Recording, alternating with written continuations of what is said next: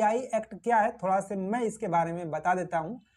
RTI act ये राज्य में लागू होता है और केंद्र के हिसाब से पूरे देश में लागू होगा। आरटीआई एक्ट जिस देश में या जिस राज्य में लागू होगा वहाँ का कोई भी नागरिक वहाँ के किसी भी सरकारी विभाग से उनके काम काज की जानकारी ले सकता है। जैसे कि रोड कितना बना, आपने राशन कहाँ से कितना आया था, कितना राशन वितरण किया, जो भी सरकारी काम है उसका सारा डेटा एक आम व्यक्ति निकाल सकता है।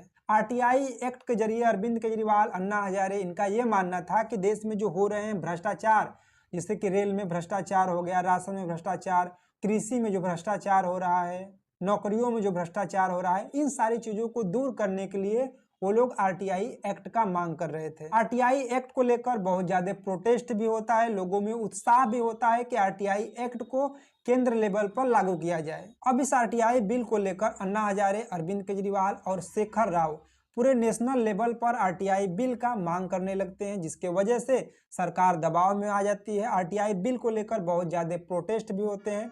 फिर जो केंद्र सरकार है वो 15 जून सन 2005 को देश के पार्लियामेंट में आरटीआई बिल को पास करती है। उसके बाद 12 अक्टूबर सन 2005 को आरटीआई बिल को पास किया जाता है, आरटीआई एक्ट बन जाता है, जिसको नेशनल लेवल पर पूरे देश में लागू किया जाता है। आज भी अगर आपको सरकारी विभाग से कोई भी जानकारी लेनी है, किसी भी सरकारी विभाग से, तो आरटीआई एक्ट के जरिए आप किसी भी सरकारी विभाग में जाकर वहां के ऑफिसरों से उनके काम काज की जानकारी ले सकते हैं। ये आपका अधिकार है।